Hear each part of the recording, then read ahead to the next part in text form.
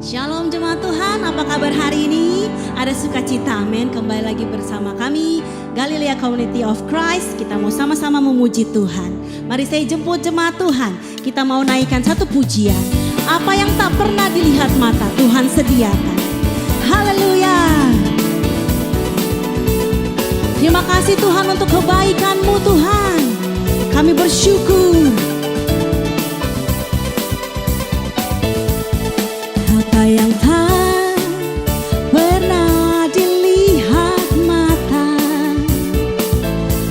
yang tak pernah didengar telinga, yang tak pernah timbul di dalam hati, semua disediakannya bagi yang mengasihi Dia. Apa yang tak pernah dilihat mata, yang tak pernah didengar telinga, yang tak pernah timbul di dalam hati, semua disediakannya bagi yang mengasihi Dia. Katakan Allah sanggup melakukan segala perkara, dulu, sekarang, dan selamanya. Kuasanya tidak berubah. Allah sanggup melakukan segala perkara, dulu, sekarang, dan selamanya. Kuasanya tak berubah. Apa yang tak pernah dilihat mata, haleluya, dan tak pernah didengar telinga, yang tak pernah timbul di dalam hati, semua disediakannya bagi yang mengasihi Dia. Allah sanggup melakukan segala perkara, dulu, sekarang, dan selamanya. Kuasanya tidak berubah. Allah sanggup melakukan segala perkara, dulu, sekarang, dan selamanya.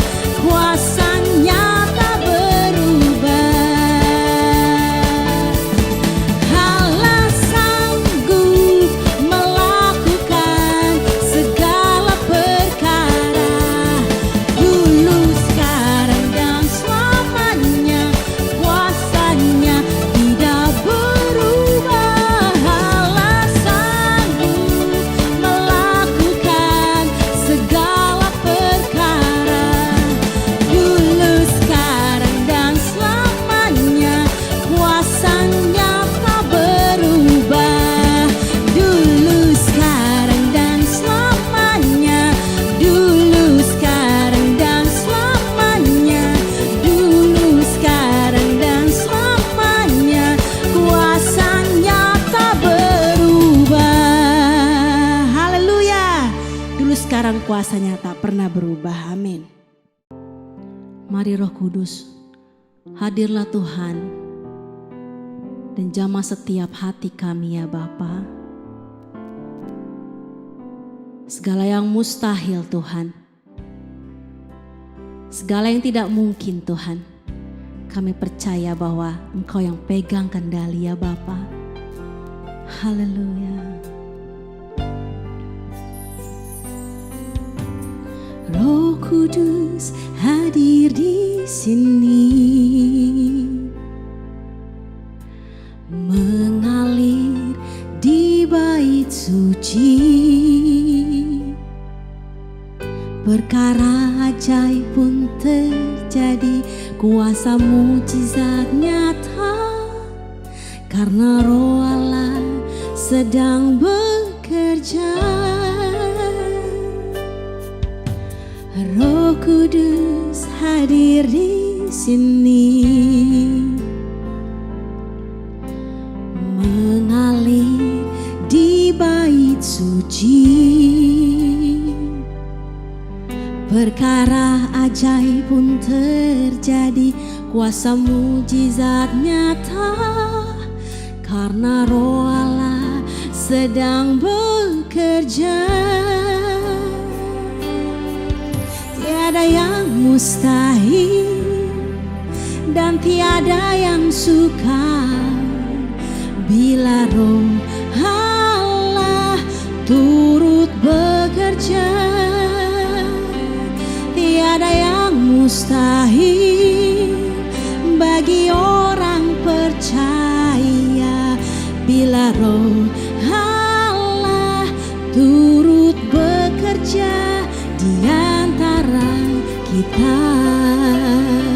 Mari jemaat Tuhan, kita satukan hati kita. Roh Kudus hadir di sini, mengalir di bait suci. Perkara ajaib pun terjadi, kuasa mujizat nyata, karena Roh Allah sedang bekerja. Tiada yang mustahil dan tiada yang sukar bila Roh Allah turut bekerja. Tiada yang mustahil bagi orang percaya, karena Roh Allah turut bekerja di antara kita.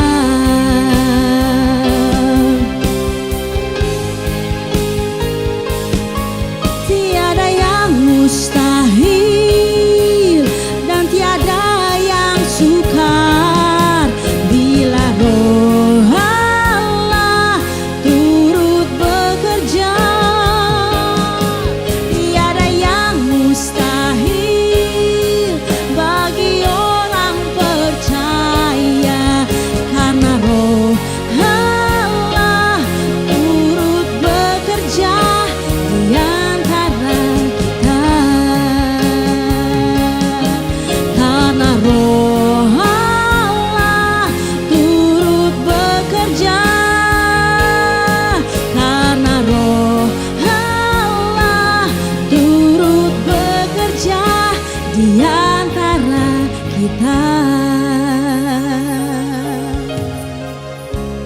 Terpujilah Engkau Tuhan.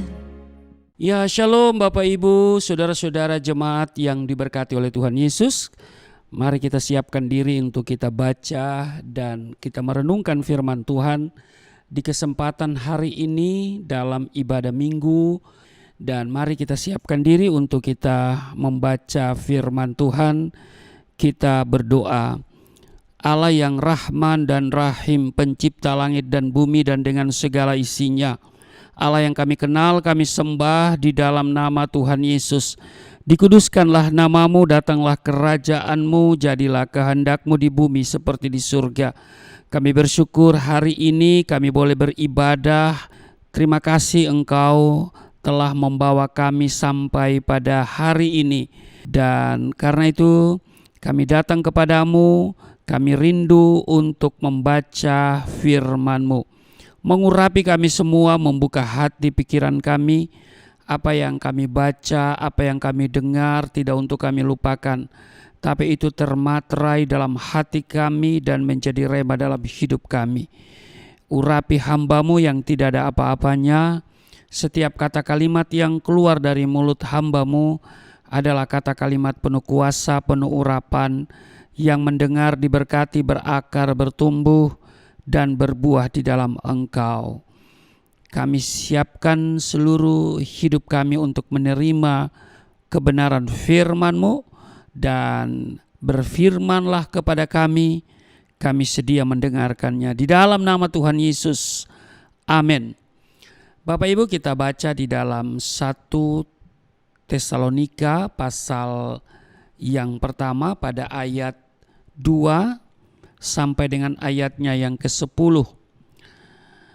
Kami selalu mengucap syukur kepada Allah karena kamu semua dan menyebut kamu dalam doa kami. Sebab kami selalu mengingat pekerjaan imanmu, usaha kasihmu, dan ketekunan pengharapanmu kepada Tuhan kita Yesus Kristus di hadapan Allah dan Bapa kita. Dan kami tahu, hai saudara-saudara yang dikasihi Allah, bahwa Ia telah memilih kamu, sebab Injil yang kami beritakan bukan disampaikan kepada kamu dengan kata-kata saja, tetapi juga dengan kekuatan oleh Roh Kudus dan dengan suatu kepastian yang kokoh. Memang kamu tahu bagaimana kami bekerja di antara kamu oleh karena kamu, dan kamu telah menjadi penurut kami dan penurut Tuhan.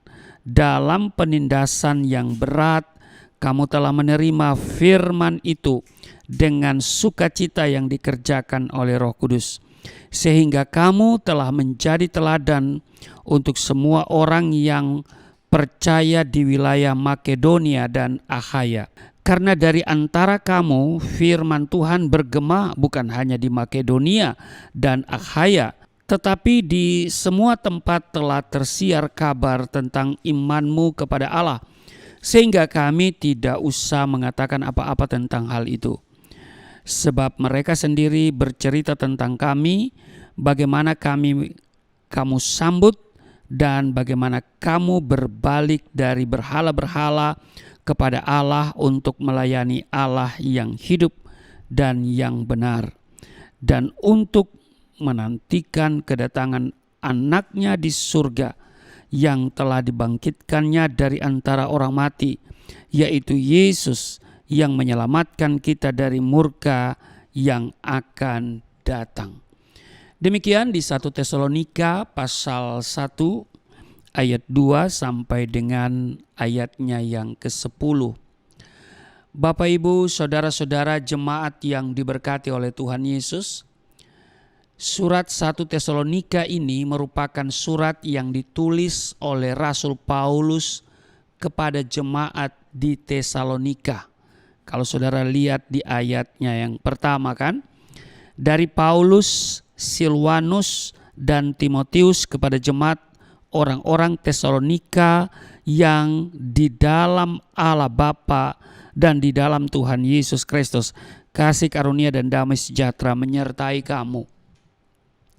Jadi dikatakan dari Paulus, Silwanus, dan Timotius kepada jemaat orang-orang Tesalonika yang di dalam Allah Bapa dan di dalam Tuhan Yesus Kristus. Lalu dikatakan kasih karunia dan damai sejahtera menyertai kamu. Bapak Ibu, saudara-saudara jemaat yang diberkati oleh Tuhan Yesus, pada zaman Rasul Paulus, kota Tesalonika adalah kota perdagangan dan pelabuhan terkenal di provinsi Makedonia. Orang-orang Romawi memasuki Makedonia pada tahun 168 sebelum Masehi, dan tidak lama kemudian Tesalonika menjadi ibu kota provinsi Makedonia. Pertama kali Rasul Paulus mengunjungi kota ini adalah pada perjalanan misinya yang kedua. Dia melayani di sana bersama dengan Silas. Di sana sudah ada rumah ibadat orang Yahudi, ya. Dan Paulus tinggal dan memberitakan Injil di sana beberapa waktu lamanya. Itu kalau kita lihat di Kisah Rasul pasal 17, saudara bisa baca di sana pada ayat 1 sampai dengan ayatnya yang ke-9. Nah, hasil dari pelayanan ini ialah banyak orang menjadi percaya kepada Yesus Kristus. Nah, kalau saya bacakan untuk saudara Di Kisah Rasul pasal 17 ayat 1, Paulus dan Silas mengambil jalan melalui Amfipolis dan Apolonia dan tiba di Tesalonika. Di situ ada sebuah rumah ibadat orang Yahudi. Jadi ada rumah ibadat orang Yahudi. Seperti biasa Paulus masuk ke rumah ibadat itu. 3 hari Sabat berturut-turut ia membicarakan dengan mereka bagian-bagian dari kitab suci. Ia menerangkannya kepada mereka dan menunjukkan bahwa Mesias harus menderita dan bangkit dari antara orang mati.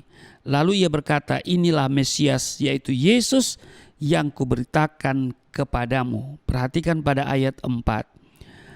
Beberapa orang dari mereka menjadi yakin dan menggabungkan diri dengan Paulus dan Silas dan juga sejumlah besar orang Yunani yang takut kepada Allah dan tidak sedikit perempuan-perempuan terkemuka. Nah, kemudian Timotius kembali kepada Paulus yang telah pindah ke Korintus. Di Kisah Rasul pasal 18 ayat 5 dikatakan begini. Ketika Silas dan Timotius datang dari Makedonia, Paulus dengan sepenuhnya dapat memberitakan firman, di mana ia memberi kesaksian kepada orang-orang Yahudi bahwa Yesus adalah Mesias. Dia membawa laporan yang sangat menggembirakan.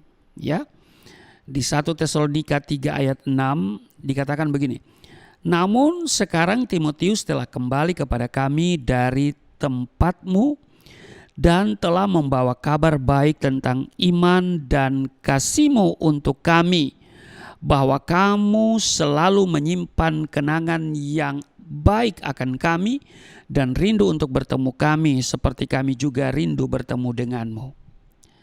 Tetapi juga ada beberapa persoalan dalam jemaat, baik tentang hal-hal yang menyangkut zaman akhir maupun hal-hal yang menyangkut etika kekristenan.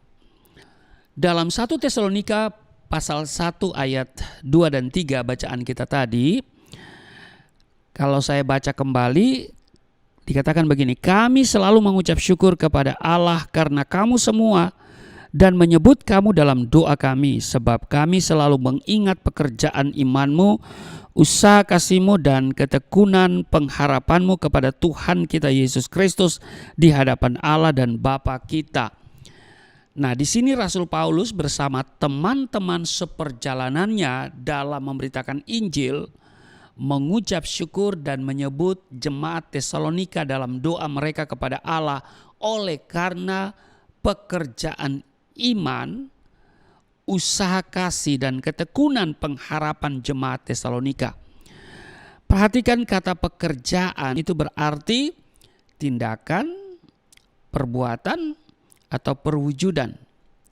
Nah, kata usaha karena dikatakan di sini sebab kami selalu mengingat pekerjaan imanmu, lalu usaha. Nah, usaha berarti pelayanan, kerja keras, ya kan?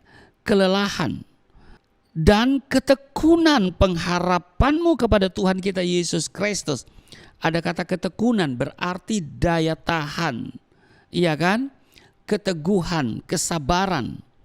Nah, dengan demikian iman, kasih dan pengharapan seperti yang dituliskan oleh Rasul Paulus dalam 1 Korintus 13 ayat 13 sungguh-sungguh ada dan bertumbuh dalam kehidupan jemaat di Tesalonika.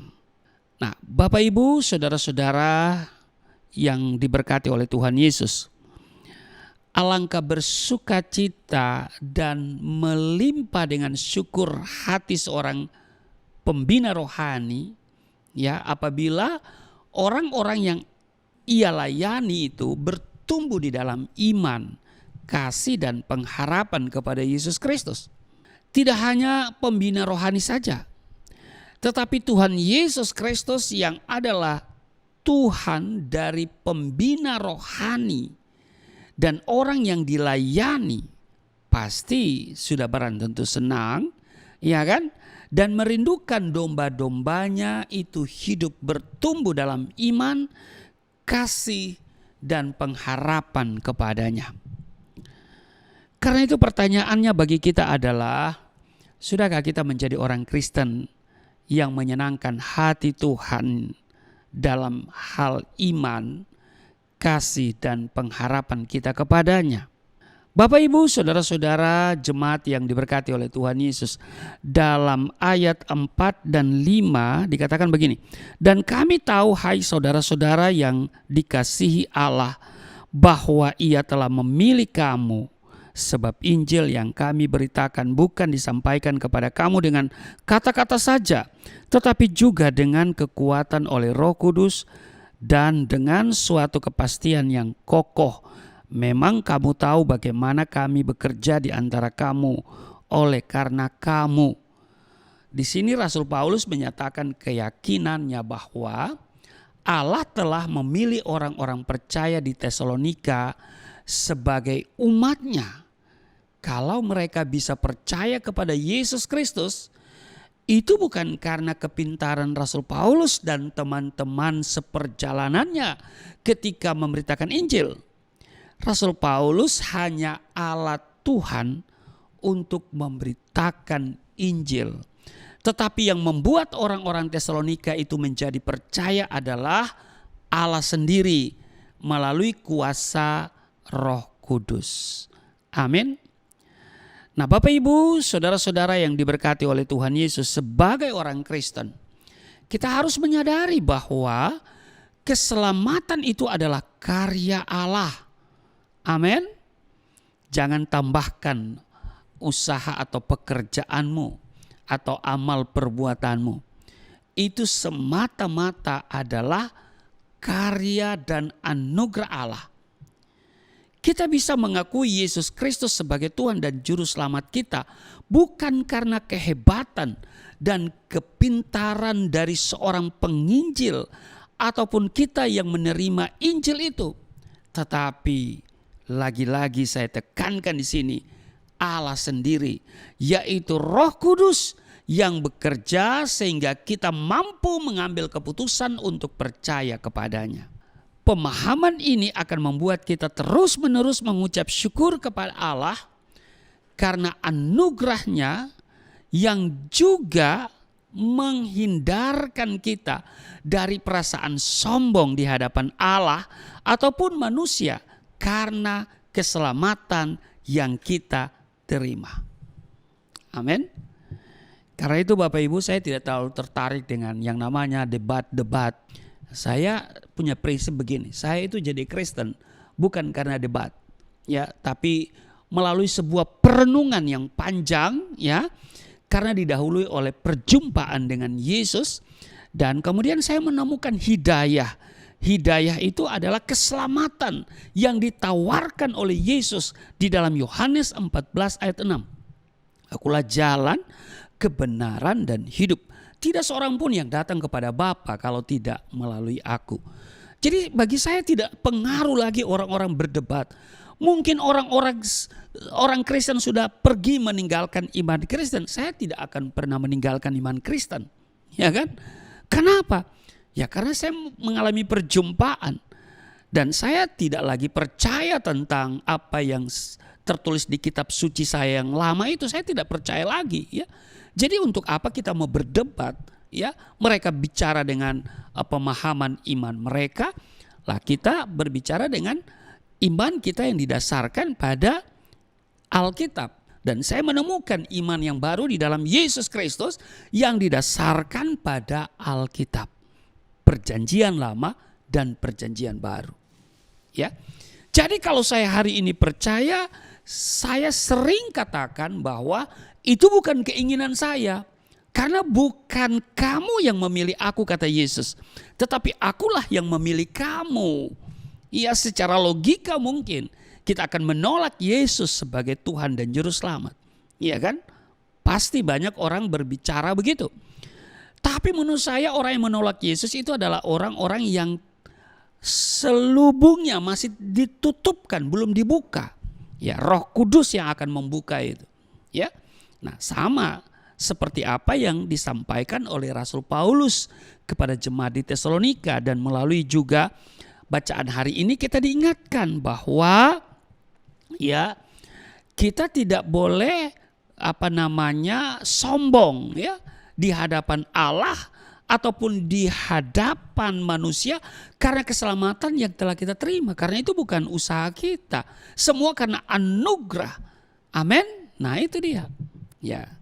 Jadi kita boleh menerima kebenaran Alkitab yang menegaskan bahwa Injil itu adalah kebenaran dan kekuatan Allah yang menyelamatkan.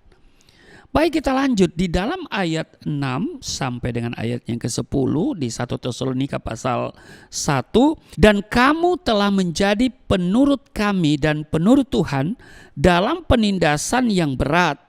Kamu telah menerima firman itu dengan sukacita yang dikerjakan oleh Roh Kudus. Ayat 7, sehingga kamu telah menjadi teladan untuk semua orang yang percaya di wilayah Makedonia dan Akhaya.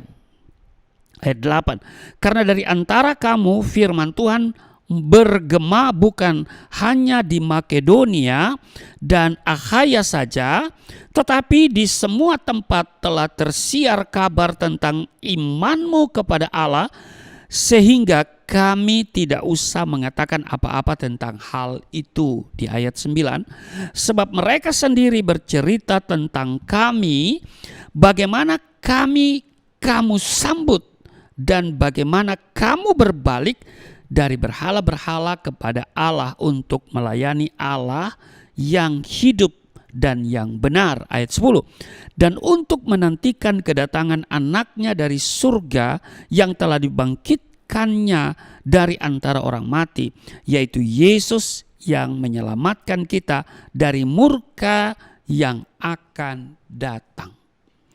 Nah, di sini Rasul Paulus menguraikan beberapa hal ya berhubungan dengan iman Kristen ya sebagai bukti bertumbuhnya iman, kasih dan pengharapan jemaat Tesalonika. Nah, uraian ini memberikan kita pemahaman tentang bagaimana sesungguhnya kehidupan orang Kristen yang sejati.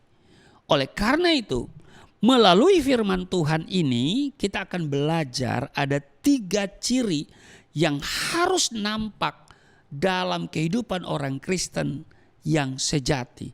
Yang pertama dikatakan di ayat 6, dan kamu telah menjadi penurut kami dan penurut Tuhan dalam penindasan yang berat. Kamu telah menerima firman itu dengan sukacita yang dikerjakan oleh Roh Kudus. Jadi yang pertama adalah menerima firman Allah dalam segala keadaan.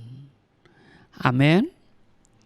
Dikatakan begini, dan kamu telah menjadi penurut kami dan penurut Tuhan dalam penindasan yang berat. Kamu telah menerima firman itu dengan sukacita yang dikerjakan oleh Roh Kudus. Perhatikan, kata penindasan berarti penganiayaan, tekanan, kesusahan, kesulitan. Amin. Nah, Rasul Paulus mengatakan bahwa dalam penindasan yang berat, kamu atau jemaat Tesalonika telah menerima firman Tuhan dengan sukacita yang dikerjakan oleh Roh Kudus.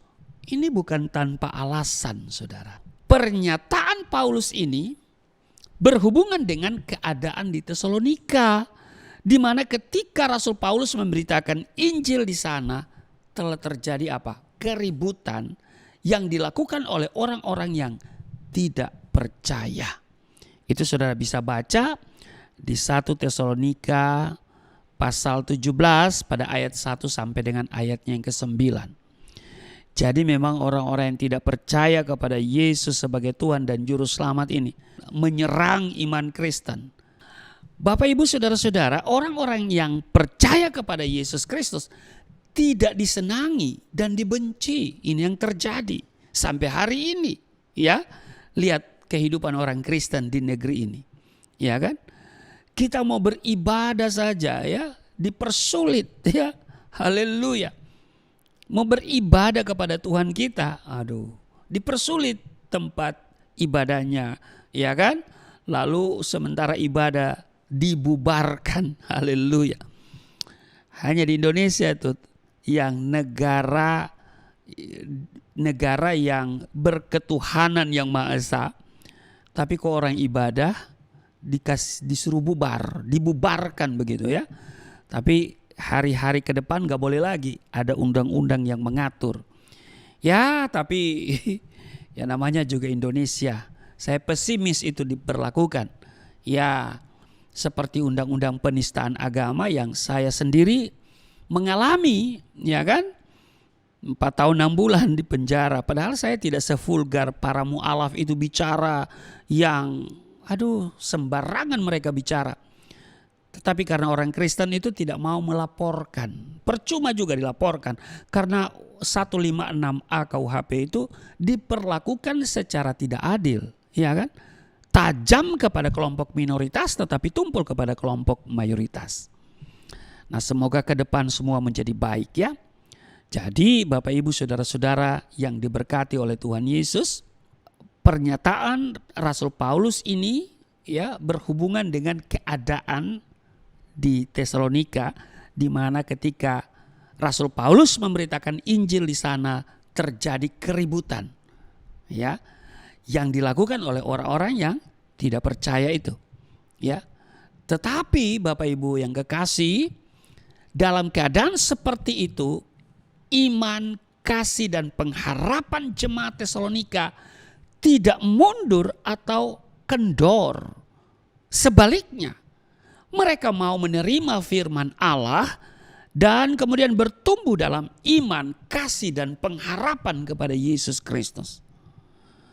Rasul Paulus juga menyatakan bahwa jemaat Tesalonika menerima firman Tuhan dengan sukacita yang dikerjakan oleh Roh Kudus. Artinya Roh Kuduslah yang memampukan, menguatkan, menghibur jemaat Tesalonika sehingga mereka tetap bertumbuh dalam iman, kasih dan pengharapan sekalipun dalam penindasan.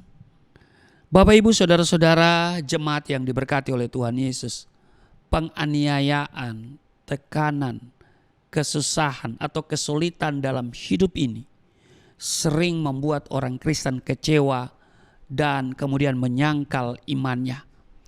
Ketika mengalami suatu penyakit, kehilangan orang-orang yang dikasihi, kehilangan harta benda, doa atau kerinduannya tidak dikabulkan Tuhan, dihina dan dicaci maki karena mengikut Kristus, maka banyak orang Kristen yang iman, kasih dan pengharapannya kepada Yesus Kristus kemudian menjadi tumpul. Namun yang Tuhan mau dari kita sebagai orang percaya adalah mau menerima firman-Nya dalam segala keadaan. Bukan hanya ketika berada dalam suatu suasana yang senang atau melimpah dengan berkat. Namun juga ketika berada dalam masa-masa yang sulit atau teraniaya. Keadaan itu sudah saya alami. Iya kan? Saya ketika terima Yesus di awal-awal itu penuh dengan kesusahan. Ya. Tidak punya tempat tinggal, menggelandang. Ya kadang tidak makan. Ya entah mau tidur di mana, jalan terus. Ya.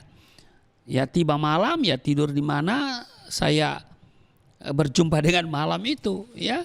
Makan di mana pokoknya enggak jelas, jalan aja. Keliling-keliling kota itu aja saudara ya. Nggak mandi juga ya. Ya saya pikir kambing aja nggak mandi tetap mahal harganya ya. Apalagi saya anak Allah, haleluya.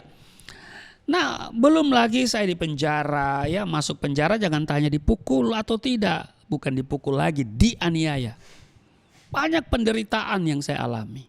Belum lagi Tuhan proses soal ekonomi. Sampai hari ini saya hidup tanpa gaji Bapak Ibu. Ya, saya hidup tanpa gaji. Ya, kalau orang lain punya gaji ya setiap bulan dia atur gajinya, dicukup-cukupkan. Ya, bahkan ada yang belum habis uangnya sudah terima gaji karena ketemu bulan yang baru lagi ya. Kalau saya ya hidup dari bulan ke bulan gitu ya, saudara ya. Makanya kalau di Amerika itu sedang meneliti ada kemungkinan untuk hidup di bulan, saudara, kalau saya mah sudah hidup dari bulan ke bulan, haleluya. Iya, tapi penuh dengan sukacita, kasih, iman dan pengharapan saya tidak pernah kendor dari Yesus. Saudara bisa lihat kesaksian saya ya, bagaimana pengalaman bersama Yesus. Ya, jadi saya tidak pernah mundur selangkah pun ya dari iman, kasih, iman dan pengharapan kepada Yesus. Nah, Bapak Ibu, saudara-saudara jemaat yang diberkati oleh Tuhan Yesus, seorang tokoh dalam Alkitab yang menderita dalam mengikut Allah adalah Ayub. Ketika Tuhan mengizinkan Ayub harus kehilangan segala harta benda dan anak-anaknya, bahkan dirinya sendiri mengalami penyakit yang sangat parah, ia tetap percaya kepada Allah. Walaupun istrinya menyuruh Ayub untuk menyangkal imannya, namun Ayub sungguh teguh imannya kepada Tuhan dengan mengatakan, kalau kita lihat di Ayub pasal 2 ayat 9 dan 10, engkau berbicara seperti perempuan gila. Apakah kita menerima yang baik dari Allah tetapi tidak mau menerima yang buruk? Ini perkataan Ayub yang luar biasa. Bapak Ibu saudara-saudara yang diberkati oleh Tuhan Yesus, kita mungkin berpikir bahwa menerima firman Allah dalam segala keadaan adalah suatu hal yang sulit untuk kita lakukan. Memang hal itu pasti terjadi bila kita hanya mengandalkan kekuatan, pikiran atau akal kita sendiri. Namun dengar baik Bapak Ibu, bila kita menyadari bahwa kita telah menerima Roh Kudus yang memampukan, menguatkan dan menghibur kita dalam hidup ini, maka percayalah kita tidak mudah kecewa apalagi menyangkal iman kita. Kita pasti mau menerima firman Allah dalam segala keadaan. Amin. Kita pasti bertumbuh dalam iman, kasih dan pengharapan kita kepada Tuhan Yesus Kristus. Karena itu, marilah kita memohon kekuatan dan penghiburan dari Tuhan dalam menjalani hidup kita sebagai orang Kristen. Tuhan yang akan memberikan kekuatan kepada kita. Amin. Itu yang pertama. Jadi saudara menerima firman Allah dalam segala keadaan. Yang kedua, kalau kita baca di 1 Tesalonika pasal 1 ayat 7 dan 8, saya akan bacakan. Sehingga kamu telah menjadi teladan untuk semua orang yang percaya di wilayah Makedonia dan Akhaya. Ayat 8, karena dari antara kamu firman Tuhan bergema bukan hanya di Makedonia, ya kan, dan Akhaya saja, tetapi di semua tempat telah tersiar kabar tentang imanmu kepada Allah, sehingga kami tidak usah mengatakan apa-apa tentang hal itu. Bapak Ibu, saudara-saudara jemaat yang diberkati oleh Tuhan Yesus, Rasul Paulus mengatakan bahwa kehidupan jemaat di Tesalonika telah menjadi teladan bagi semua orang percaya di Makedonia dan Akhaya. Itu di ayat 7. Ya kan? Bahkan bukan hanya menjadi teladan saja, tetapi juga melalui kehidupan jemaat Tesalonika, maka di semua tempat firman Tuhan bergema dan iman mereka tersiar. Itu di ayat 8. Nah, yang menarik untuk diperhatikan adalah daerah Makedonia dan Akhaya yang disebutkan dalam teks ini. Bila kita perhatikan di peta perjalanan misi Rasul Paulus dalam memberitakan Injil, maka jarak antara Makedonia dan Akhaya begitu jauh. Pada saat itu, kebanyakan penduduk kedua daerah tersebut adalah orang-orang yang menyembah berhala. Jadi lihat, jarak antara Makedonia dan Akhaya itu jauh, dan orang-orang yang ada di kedua daerah itu mayoritas adalah penduduk yang menyembah berhala. Bapak Ibu, saudara-saudara jemaat yang diberkati oleh Tuhan Yesus, perhatikan bahwa iman jemaat Tesalonika tidak hanya bergema di kedua daerah tersebut, yaitu Makedonia dan Akhaya, tetapi di semua tempat. Di semua tempat di sini menyatakan daerah-daerah di luar daerah Makedonia dan Akhaya. Melalui firman Tuhan ini, kita juga bercermin dari kehidupan jemaat Tesalonika bahwa memberitakan Injil itu adalah tanggung jawab semua orang percaya dan didukung oleh kehidupan yang kudus, sehingga Injil yang kita beritakan tidak menjadi batu sandungan bagi orang lain.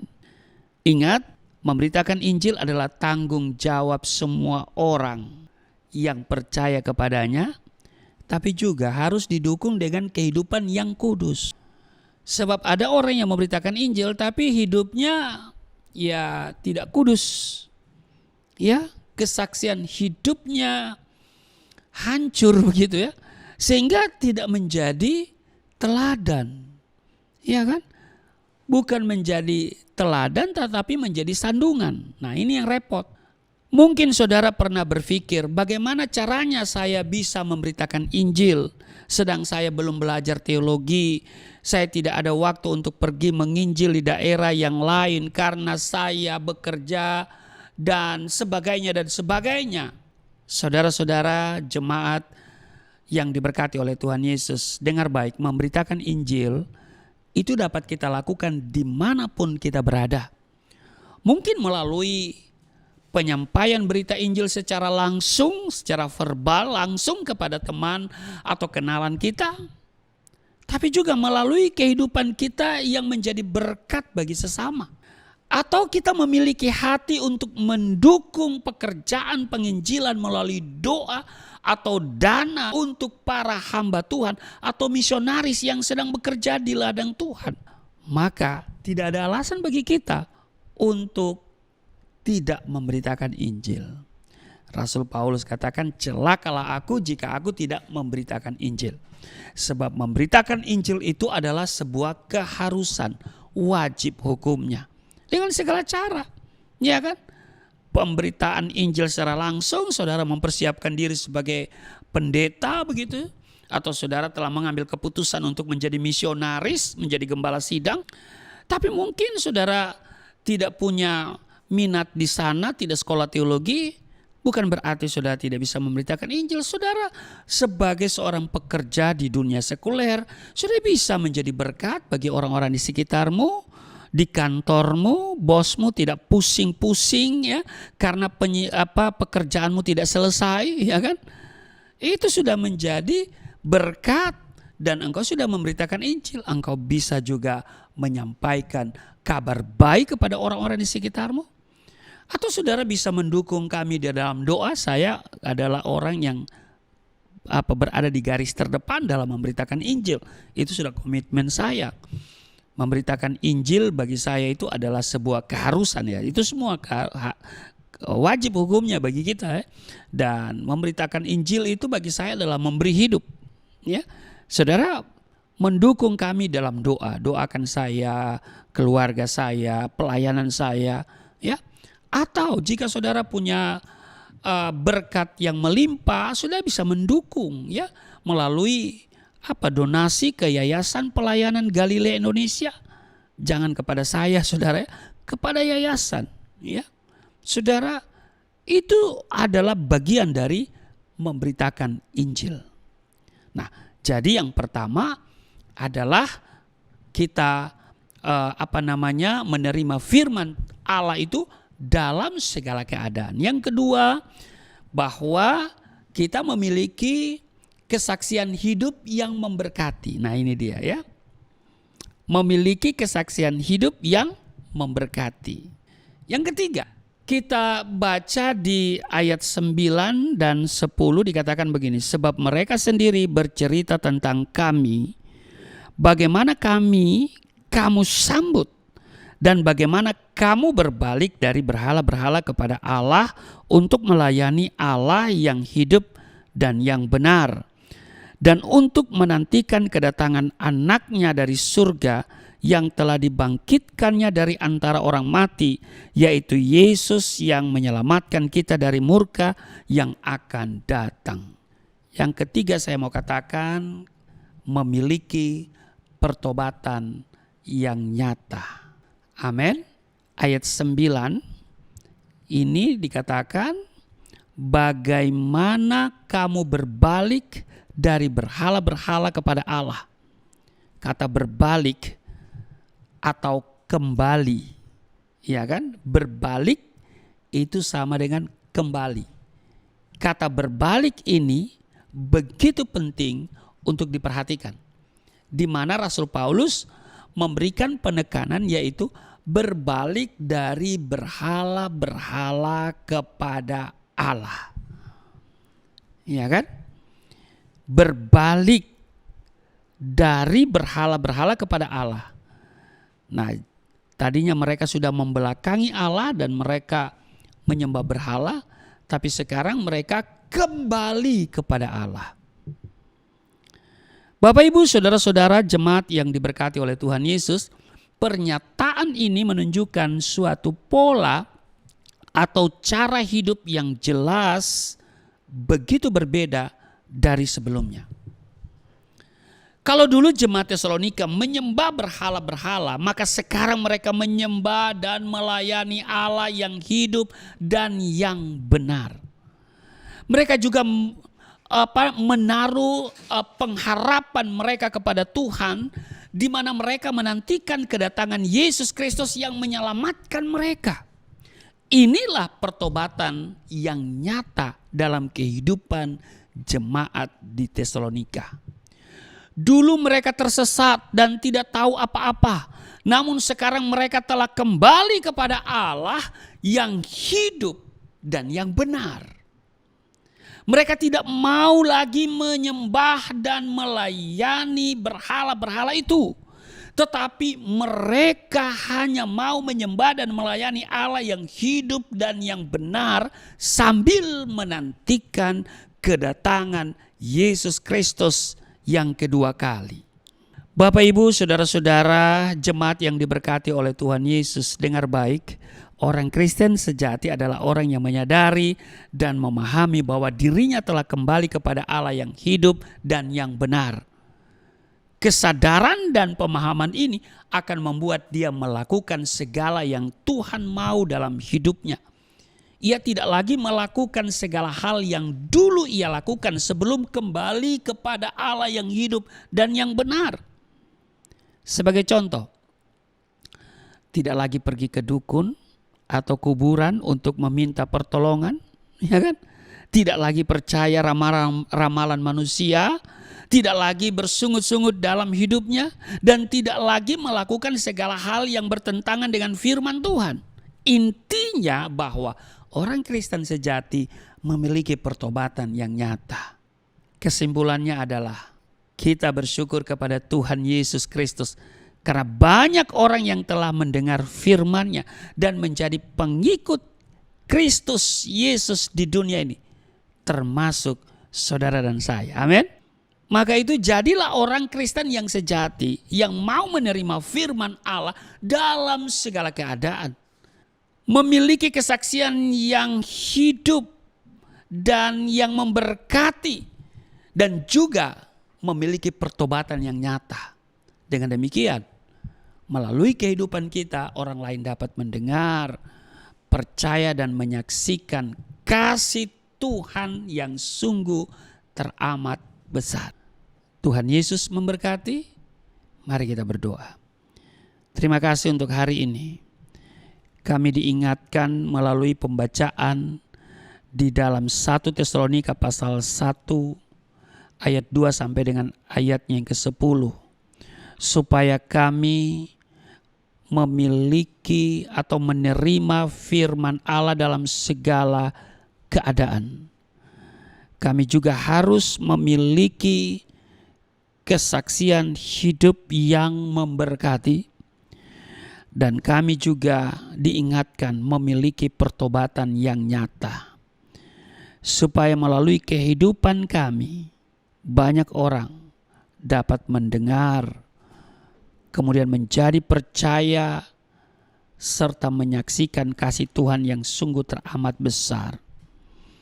Apapun yang kami jumpai ketika kami memberitakan Injil, kami percaya ada Roh Kudus yang memberikan kami kekuatan, bahkan memberikan perlindungan. Ajar kami untuk senantiasa memiliki semangat memberitakan Injil kemanapun kami pergi dan berada. Terima kasih untuk hari ini. Sebentar kami akan menyatu dengan tubuh darah-Mu. Tapi sebelumnya kami akan memberikan persembahan syukur kami untuk pekerjaan Tuhan ke Yayasan Pelayanan Galilea Indonesia. Tuhan, kiranya setiap mereka yang memberi dengan sukacita, Tuhan perhitungkan, Tuhan mengenal mereka, Tuhan mengenal hati dan pikiran mereka, dan Tuhan limpahkan berkat atas mereka. Kami berdoa untuk Yayasan Pelayanan Galilea Indonesia akan semakin eksis dalam memberitakan Injil. Terpujilah Engkau, tidak ada perkara yang mustahil, tidak ada perkara yang sukar bagi Tuhan. Kami andalkan Tuhan karena Engkau yang empunya segala-galanya. Dan Engkau satu-satunya yang kami miliki, tidak ada yang lain. Terima kasih Tuhan, berkati kami semua. Mereka yang memberi persembahan tidak kekurangan, tidak sakit-sakitan, tidak kelaparan, tidak miskin, tidak bangkrut. Tapi hidup berkelimpahan, berlimpah sukacita, berlimpah damai sejahtera, dan penyertaan Tuhan sempurna atas mereka. Sambil memberi, kami mempersiapkan diri untuk seperjamuan dengan tubuh darah-Mu. Di dalam nama Tuhan Yesus, amin. Tiba saatnya kita akan memberikan persembahan. Bagi jemaat Tuhan yang mau memberikan persembahan, boleh disalurkan melalui rekening yang ada di layar dan juga bisa melalui QRIS. Dan tiba saatnya kita akan memasuki perjamuan kudus. Mari siapkan roti dan anggur. Dan siapkan hati pikiran kita untuk mendapatkan perjamuan kudus dari Tuhan. Oleh kuasa darah-Mu, Kau telah tebus dosaku. Kekudusan-Mu melingkupiku. Kasih-Mu mengalir, memulihkan hidupku. Sungguh besar anugerah-Mu, Kau selamatkan hidupku. Ku menjadi ciptaan yang baru oleh kuasa darah-Mu.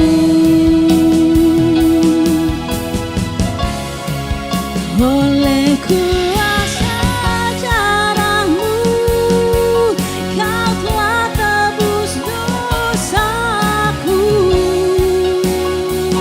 Kekudusan-Mu melingkupiku. Kasih-Mu mengalir, memulihkan hidupku. Sungguh besar anugerah-Mu, Kau selamatkan hidupku. Ku menjadi ciptaan yang baru oleh kuasa darah-Mu.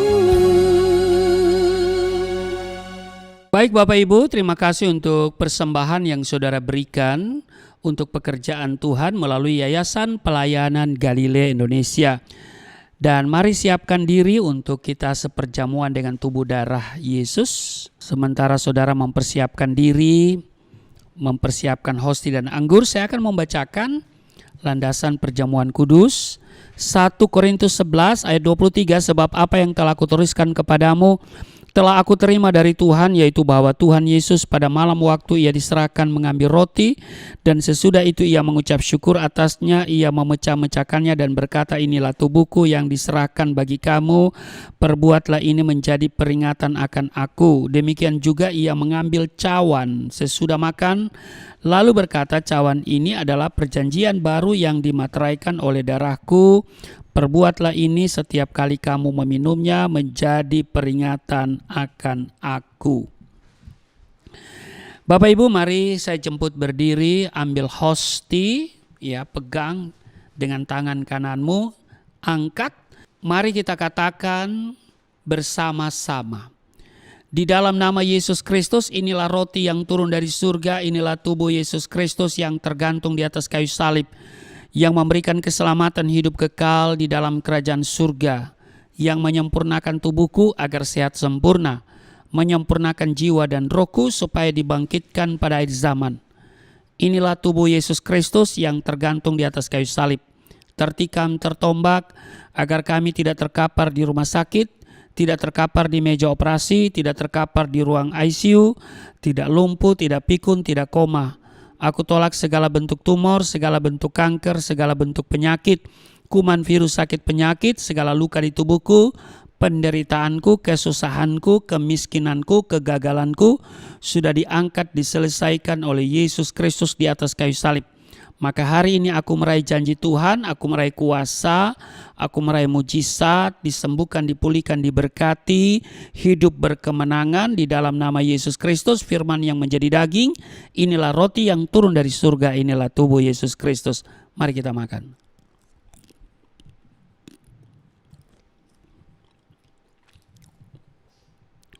Mari kita ambil anggur dibentuk menjadi darah Kristus. Kita angkat dan mari kita katakan bersama-sama. Di dalam nama Yesus Kristus, inilah darah Yesus Kristus yang tertumpah di atas kayu salib sebagai perjanjian yang baru dan yang kekal, yang memberikan pengampunan atas dosa-dosaku, menyucikan dan menguduskan kami, agar kami semua termaterai menjadi warga kerajaan surga. Di dalam nama Yesus Kristus, oleh kuasa darahnya dan oleh bilur-bilur Yesus Kristus, kami semua diselamatkan, dan mulai hari ini kami semua tidak sakit-sakitan, tidak migrain, tidak sakit kepala, tidak vertigo, tidak pendarahan. Aku tolak stroke, aku tolak sakit kista, segala bentuk tumor, segala bentuk kanker. Aku tolak sakit jantung, jantungku sehat, tidak dioperasi, tidak ada penyempitan. Aku tolak sakit paru-paru, paru-paruku sehat, tidak ada flek, tidak TBC, tidak sakit asma. Aku tolak sakit liver, tidak hepatitis. Aku tolak sakit ginjal, ginjalku sempurna, tidak cuci darah, tidak gagal ginjal. Aku tolak diabetes, pankreasku sempurna. Aku tolak darah tinggi, aku tolak darah rendah. Tidak ada alergi dalam tubuhku, tidak kolesterol. Sel-sel darah merah, darah putih sempurna adanya. Tidak asam urat. Aku tolak rematik. Tulang-tulangku tidak keropos, saraf, pembuluh-pembuluh darah, semuanya berfungsi dengan sempurna. Darah Yesus Kristus membalut, menyembuhkan segala penyakitku. Tuhan memperbesar kapasitasku. Kekayaan bangsa-bangsa dipercayakan kepadaku. Tidak ada pintu yang tertutup bagiku. Tidak ada kuasa kegelapan yang bisa menyerang aku. Tuhan akan selalu memberkati pekerjaan tanganku. Apa saja yang aku kerjakan selalu berhasil. Mujizat dan terobosan akan menjadi bagianku. Pengurapan dan otoritas ilahi ada dalam hidupku. Di dalam nama Yesus Kristus, inilah darah Yesus Kristus. Mari kita minum darah Yesus.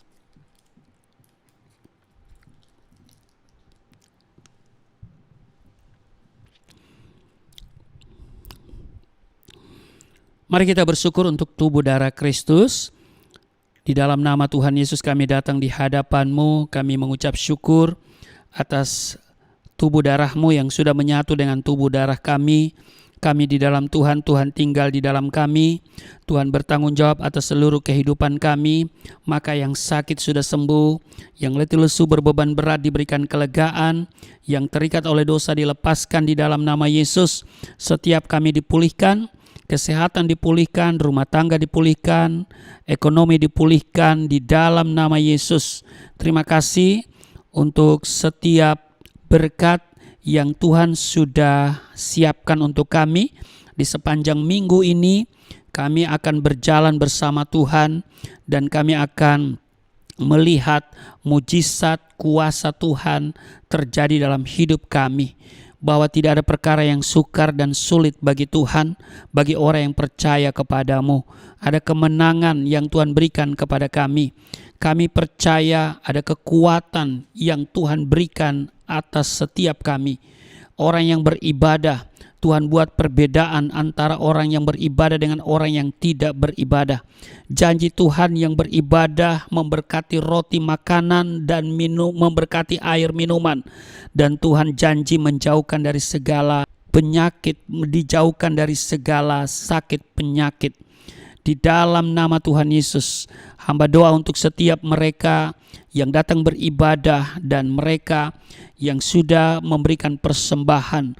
Tuhan, Engkau berkati persembahan mereka dan biarlah yayasan akan semakin eksis dalam pekerjaan Tuhan memberitakan Injil kemanapun Tuhan utus, dan juga semua pelayanan yang dilakukan oleh yayasan semuanya diberkati baik on-site maupun online, juga melalui Galilea Network. Diberkati setiap orang yang mendengar firman Tuhan setiap hari. Tuhan kenal setiap mereka di dalam nama Yesus. Terima kasih Tuhan. Kami berdoa supaya yayasan Tuhan, supaya yayasan masih ada di sini untuk pekerjaan-pekerjaan Tuhan. Terima kasih. Inilah kami terus berdoa untuk Indonesia. Indonesia ada dalam rencana Tuhan. Indonesia penuh kemuliaan Tuhan. Pemerintah yang ada diberkati. Terima kasih Tuhan, Engkau baik. Dan inilah kami datang kepadamu di dalam nama Tuhan Yesus yang telah mengajar kami berdoa bersama-sama. Bapa kami yang di surga, dikuduskanlah namamu, datanglah kerajaanmu, jadilah kehendakmu di bumi seperti di surga. Berilah kami pada hari ini makanan kami yang secukupnya, ampuni akan kesalahan kami, seperti kami sudah mengampuni orang bersalah pada kami. Jangan bawa kami ke dalam pencobaan, tapi lepaskanlah kami daripada yang jahat. Sebab Engkau yang mempunyai kerajaan, kuasa dan kemuliaan sampai selama-lamanya. Amin. Masih tetap berdiri dan saudara angkat tanganmu. Terimalah berkat Tuhan. Segala berkat yang dari surga mengalir dalam hidupmu. Di dalam nama Tuhan Yesus diberkatilah engkau, diberkati rumah tanggamu, diberkati suami istri, berkati orang tua anak cucumu, diberkati usaha bisnis, toko daganganmu, studi dan pelayananmu, lumbung-lumbungmu diberkati, buah kandunganmu diberkati, anak-anakmu anak-anak yang cerdas, generasi yang unggul, berkesempatan studi dalam dan di luar negeri dapat beasiswa. Apa yang kau kerjakan Tuhan buat berhasil, naik bukan turun, menjadi kepala bukan ekor. Tuhan menjaga keluar masukmu sekarang dan selamanya. Di dalam nama Tuhan Yesus, Tuhan akan memperbesar kapasitasmu, kekayaan bangsa-bangsa dipercayakan kepadamu. Tidak ada pintu yang tertutup bagimu, tidak ada kuasa kegelapan yang bisa menyerang engkau. Tuhan selalu memberkati pekerjaan tanganmu, mujizat dan terobosan menjadi bagianmu, pengurapan dan otoritas ilahi ada dalam hidupmu. Di dalam nama Tuhan Yesus aku berseru turunlah berkat, kasih setia, penyertaan, perlindungan yang sempurna, damai sukacita, kemuliaan, kemenangan dari Bapa Surgawi, dari Yesus Kristus dalam persekutuan dengan Roh Kudus tercurah mengalir dalam hidupmu mulai saat ini sampai selama-lamanya. Setiap kita yang percaya diberkati berkata amin. Sungguh besar pengorbananmu bagiku, terlalu dalam untuk dimengerti. Sungguh besar,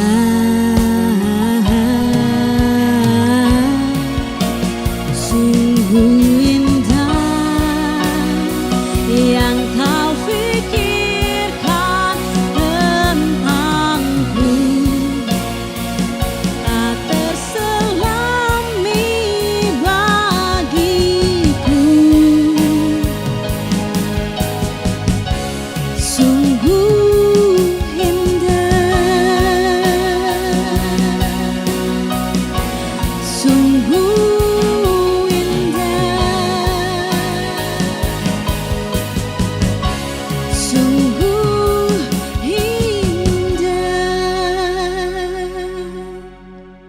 ibadah kita telah selesai. Sampai jumpa di program Galilea Community of Christ selanjutnya. Tuhan Yesus memberkati.